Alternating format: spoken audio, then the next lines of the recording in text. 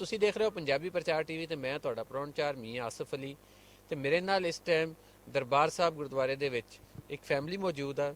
ਆਏ ਤੇ ਦਿੱਲੀ ਤੋਂ ਹੋਏ ਆ, ਪਰ ਜਦੋਂ ਇਹਨਾਂ ਨਾਲ ਮੇਰੀ ਗੱਲਬਾਤ ਸ਼ੁਰੂ ਹੋਈ, ਮਾੜੀ ਜੀ ਗੱਲ ਹੋਈ ਤੇ ਮੈਨੂੰ ਉੱਥੋਂ ਹੀ ਅੰਦਾਜ਼ਾ ਹੋ ਗਿਆ। ਮੈਂ ਕਿਹਾ ਤੁਸੀਂ ਕਿਹੜੇ ਇਲਾਕੇ ਤੋਂ ਗਏ ਹੋ? ਇਹਨਾਂ ਨੇ ਦੱਸਿਆ ਜੀ ਅਸੀਂ ਪਿੰਡੀ ਤੋਂ ਗਏ ਹਾਂ। ਤੇ ਪਤਾ ਲੱਗ ਜਾਂਦਾ ਪੰਜਾਬੀ ਦੇ ਜਿੰਨੇ ਵੀ ਲਹਿਜੇ ਆ ਐਕਸੈਂਟ ਆ ਫੌਰਨ ਪਤਾ ਲੱਗ ਜਾਂਦਾ ਕਿ ਪਿੰਡੀਵਾਲ ਸਿੱਧਰੋਂ ਗਏ ਹੋਏ ਆ। ਤੇ ਦੱਸੋ ਜੀ ਕੀ ਨਾਂ ਤੁਹਾਡਾ? ਮੇਰਾ ਨਾਮ ਅੰਤਰਪਾਲ ਸਿੰਘ ਸਾਨੀ ਹੈ ਜੀ। ਤੇ ਪਿੰਡੀ ਸਾਡੇ ਵਾਲਦ ਸਾਹਿਬ ਹੁੰਦੇ ਸੀ ਤੇ 14 ਅਗਸਤ 1947 ਨੂੰ ਇਸਲਾਮਾਬਾਦ 에ਅਰਪੋਰਟ ਤੋਂ ਦਿੱਲੀ ਆਰਮੀ ਪਲੇਨ ਵਿੱਚ ਸਫਦਰਜੰਗ 에ਅਰਪੋਰਟ ਆਏ ਸੀ। ਤੇ ਅਸੀਂ ਦਿੱਲੀ ਰਹਿ ਰਹੇ ਹਾਂ 1947 ਤੋਂ।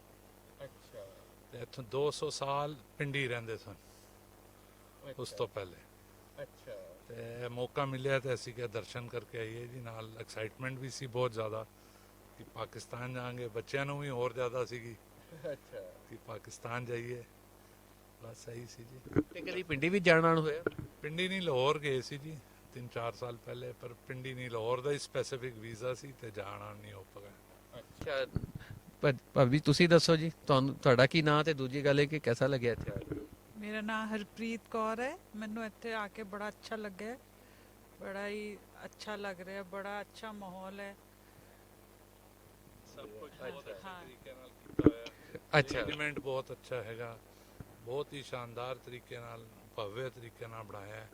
ਔਰ ਸੇਵਾ ਕਰ ਰਹੇ हैं ਲੋਕੀ, ਲੰਗਰ ਵੀ ਹੈ, ਸਭ ਕੁਝ ਹੈ। ਬਹੁਤ ਆਨੰਦ ਆਇਆ ਜੀ, ਦਿਲ ਖੁਸ਼ ਹੋ ਗਿਆ ਆ ਕੇ, ਦਿਲ ਬਹੁਤ ਹੀ ਖੁਸ਼ ਹੋਇਆ ਜੀ ਆ ਕੇ। ਦੀ ਖੁਸ਼ੀ ਦੀ ਅਸਲ ਗੱਲ ਇਹੀ ਹੈ ਕਿ ਤੁਹਾਡਾ ਦਿਲ ਖੁਸ਼ ਹੋਇਆ, ਸਾਨੂੰ ਵੀ ਖੁਸ਼ੀ ਹੋਈ ਕਿ ਤੁਸੀਂ ਇੱਥੇ ਆ ਕੇ।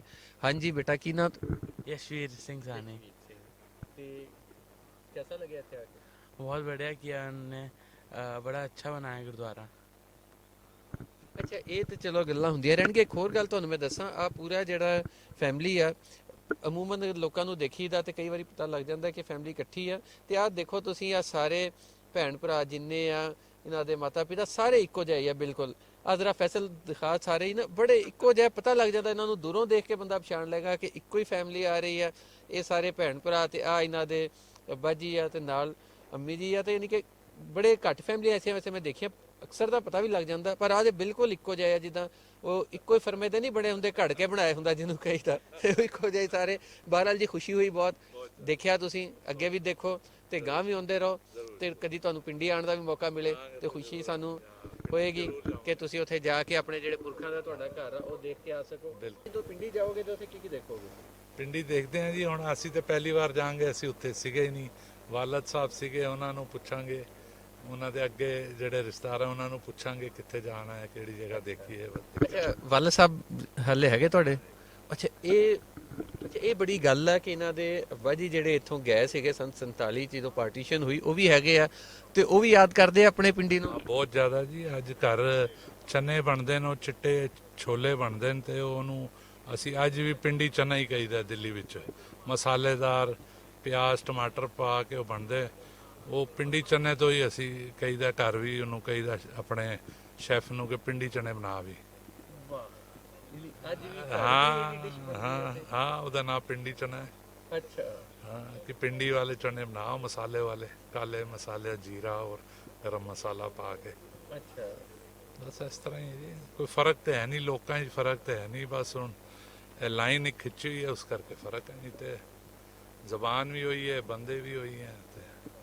ਇਹ ਤੁਸੀਂ ਗੱਲ ਸੁਣੀ ਇਹਨਾਂ ਦੀ, ਕਮਾਲ ਗੱਲ ਹੈ ਕਿ ਅੱਜ ਵੀ ਪਿੰਡੀ ਨਾ ਸਿਰਫ ਯਾਦ ਆ ਉਹਨਾਂ ਨੂੰ, ਔਰ ਘਰ ਦੇ ਵਿੱਚ ਵੀ ਯਾਦ ਆ, ਬਲਕਿ ਜਦੋਂ ਇੱਕ ਉਹ ਦੱਸ ਰਿਹਾ ਚਣੇ ਬਣਦੇ ਆ ਤੇ ਪਿੰਡੀ ਵਾਲੇ ਸਟਾਈਲ 'ਚ ਬਣਦੇ ਤਾਂ ਪਿੰਡੀ ਚਣੇ ਹੀ ਕਿਹਾ ਜਾਂਦਾ ਉਹਨਾਂ ਨੂੰ ਉੱਥੇ। ਉਹ ਪਿੰਡੀ ਚਣੇ ਹੀ ਉਹ ਸਪੈਸ਼ਲ ਕਹਿ ਕੇ ਪਕਵਾਉਂਦੇ ਆ ਤੇ ਖਾਂਦੇ ਆ। ਬਹਰਾਲ ਇਹ ਇੱਕ ਖੁਸ਼ੀ ਦੀ ਗੱਲ ਹੈ ਕਿ ਲੋਕਾਂ ਨੂੰ ਹੁਣ ਆਉਣ ਦਾ ਇੱਥੇ ਮੌਕਾ ਮਿਲਿਆ, ਮੇਲ ਵਰਤਣ ਦਾ ਮੌਕਾ ਮਿਲਿਆ ਤੇ ਉਹ ਥਾਂ ਜਿਹੜੇ ਉਹਨਾਂ ਦੇ ਪੁਰਖਾਂ ਦੇ ਉਹ ਵੀ ਦੇਖਣ ਦਾ ਮੌਕਾ ਮਿਲਿਆ। ਵੈਲਕਮ ਜੀ, ਘੁੰਮੋ ਦੇਖੋ। Thank you.